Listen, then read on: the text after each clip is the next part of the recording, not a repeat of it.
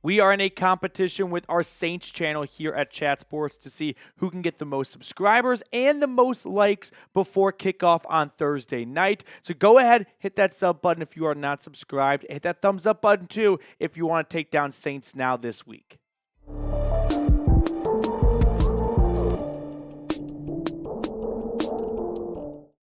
What's going on, Broncos country? Welcome on into the Broncos Breakdown by Chat Sports. Matthew Peterson here previewing this Thursday Night Football matchup, Sean Payton's return to New Orleans. It's going to be a fun game. We're going to have a great watch party for it, so come hang out with us tomorrow if you do not have Amazon Prime Video or if you just want to have something else on your phone or tablet or screen.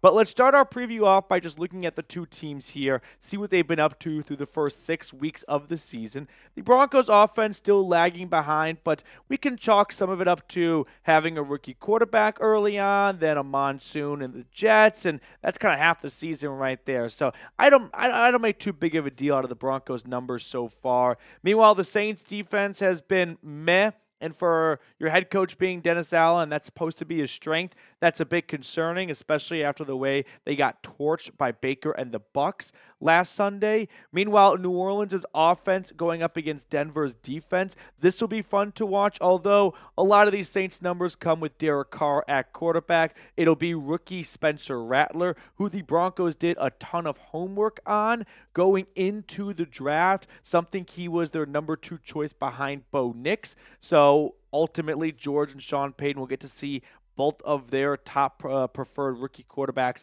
on the same field. Now, as for the injuries, the Broncos are going to be relatively healthy. Pat Surtain is still in concussion protocol. I think it's an absolute long shot for him to play on Thursday, so don't count on him being there. However, the other 3 corners were all full participants during practice, including Damarri Mathis, who was on IR to open up the year, so got some promising reinforcements at that position. Plus, Mike McGlinchey and Alex Palczewski, your 2 right tackles, were both limited as McGlinchey was activated off injured reserve, along with Baron Browning. Both those guys have missed the last 4 games, so Denver getting some reinforcements. Meanwhile, we can look at the Saints injury report, which is a lot longer than the Broncos. I left off a couple of guys that were full participants, but names to note: Derek Carr, unlikely, I would say right now, he's not going to play on Thursday, so it'll be Spencer Rattler. Alvin Kamara, he'll probably play, but he's been dealing with a handful of injuries. Meanwhile, their top 2 receivers, Rashid, Shaheed, and Chris Olave, both did not practice. So while the Broncos are down PS2, they are down their top 2 receivers. Taysom Hill on a short week dealing with a lot of injuries as well. Wouldn't count on him. And their offensive line missing a couple of starters as well. So New Orleans definitely a lot more banged up going into this game. But give me your score prediction. Broncos versus Saints. I'm going to give you my score prediction at the end of the video following my 3 keys to victory, but let me know what you think going into this matchup. First key to victory for me, it's got to be a quick start. Whenever you're playing on Thursday night, you got to understand that this is something that's made for TV. It is not optimal for the players, and so these guys are limping into this game, no pun intended, or figuratively speaking, or literally speaking, I'm getting all twisted around here. But regardless, a quick start for the Broncos, because I went back and looked at all the Thursday night matchups from 2023 to present day, excluding week 1, since it's not really a true Thursday night matchup. And I looked at the points in the first quarter for the winning team and the losing team. Of course, the winning team is probably going to score more than the losing team in the first quarter, but man, I didn't expect it to be 190 to 64. I mean, if you just look at Sunday matchups, it's not that big of a gap. So clearly teams on a short week, they get off to a quick start. It's just too tough for a team to overcome when they are already banged up on a short week and they find themselves in a 7-0, 10-0 hole. Plus, are we really going to see Spencer Rattler complete a fourth quarter comeback? Unlikely. I don't think that's going to happen. And Denver also has had a tough issue of getting off to good starts, mostly at home, so maybe it'd be different on the road. But, I mean, you just think about their 3 home games. They fell behind 20-0 against the Chargers, 10-0 against the Raiders, and 13-0 against the Steelers. So they were able to come back and beat Las Vegas, but that was because of PS2. They probably won't have him on Thursday. So I think it's crucial for the Broncos to get off to a quick start. Short week on the road, hostile environment, rookie quarterback. I don't see a world where the Broncos fall behind 10-0 and complete the comeback given those circumstances. Before we look at my other two keys to victory, I do want to give a quick shout out to our wonderful sponsor, Game Time. Game Time has an awesome feature called Game Time Picks that makes getting tickets to see your favorite teams play live even easier. Game Time Picks filters out the fluff to show you only incredible deals on great seats so you don't have to waste time searching through thousands of tickets. One thing I really enjoy about Game Time is they offer the Game Time guarantee. If you find tickets in the same section and row for less, Game Time will credit you 110% of the difference. So take the guesswork out of buying tickets with Game Time. Download the Game Time app, create an account, and use code CHATSPORTS for $20 off your first purchase. Terms apply. Again, create an account and redeem code CHATSPORTS for $20 off. I put all that information in the comments and description of today's video. Download Game Time today. What time is it? Game time. Following quick start, my second key to victory is let's rattle Spencer Rattler. I mean, just like how the Broncos are dealing with a rookie quarterback and the limitations that have come with it, so are the New Orleans Saints because Derek Carr is likely not going to be available, and we're going to see Rattler get his second NFL start. Now, in his first start against the Bucs this past Sunday, it was up and down. I think if you just go box score hunting, you could see a lot worse from a rookie in their first game. 243 yards, 1 touchdown, and 2 interceptions. There were some fun moments and then a lot of not so fun moments. But it's game number 1. I'm not going to make an entire opinion on Rattler after just one game. However, what I can make an opinion on is rookie quarterbacks' records since 2014 to present, depending on how many times they are sacked. I mean, obviously, if you get after the quarterback, you're going to have a better chance of winning. But, man, if you get to a rookie quarterback 4 or more times, it is 88 times out of 100, game over. I mean, look at the drop-off right there when you go from 0 to 1 sacks down to 2 or 3 sacks. And by the way, for comparison's sake, here's how it is for veteran quarterbacks since 2020 because – well, we have a much larger sample size with all those veterans playing.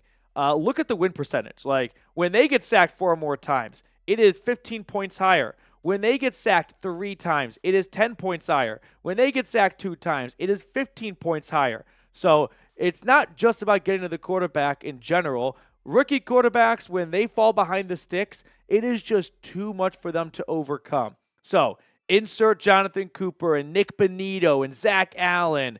Unsure if Baron Browning's going to play, but these 3 guys, they need to bring their A game because they have the opportunity to dramatically influence the game with a rookie quarterback on the other side of the line of scrimmage. So let's rattle Spencer Rattler, put them behind schedule, and I think that's going to just be too big of a hurdle for the Saints offense without Chris Olave probably, without Rashid Shaheed probably, and a banged-up offensive line and a banged-up Alvin Kamara to overcome. Get to the rookie. My third and final key to victory is I need to dial in Sean Payton. This is going to be an emotional night for him. Sean Payton's coming back. They are honoring Drew Brees as well. There's going to be a lot of emotions in the crowd.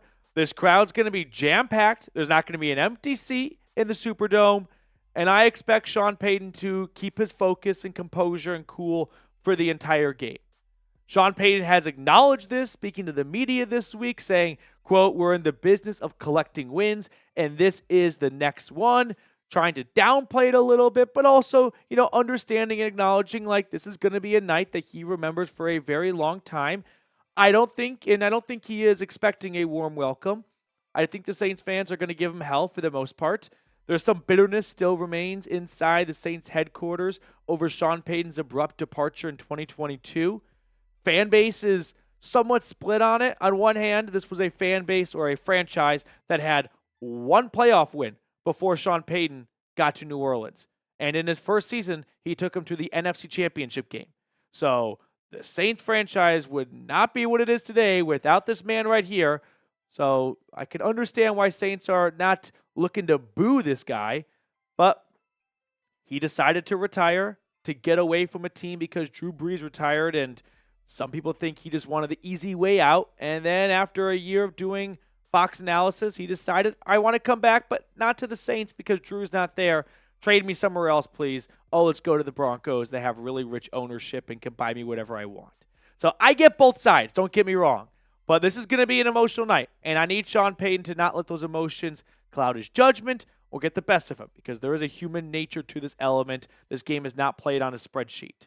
And I did my best, this is just kind of off the cuff here, of retread NFL head coaches and their first game back against their former team if they were there within the last 2 years. So Frank Reich, when with the Panthers, played the Colts, he lost. Doug Peterson with the Jags against the Eagles, he lost. Mike McCarthy against the Packers with the Cowboys, he lost. Ron Rivera with the Commander, I guess the football team then, against the Panthers, he lost. And then Bruce Arians, after he retired and then came out and went to the Bucs and played the Cardinals, he won. So it's not a great record of coaches going up against their former team as of late that they were coaching recently in the last couple of years. So hopefully Sean Payton kind of end that streak of losing. But let me know. What is your score prediction? Scroll on down. I'm going to give you my score prediction in just a moment, but I do want to hear from everyone watching. For me, I'm going to be the boogeyman. I'm going to go with the Saints. I think it's a combination of a few things here. One, it's that last little bit about just history says head coaches going back to play their former team, it doesn't really go well for the head coach. And I think that's going to be a big element because it's a short week. It's going to be a very loud Superdome.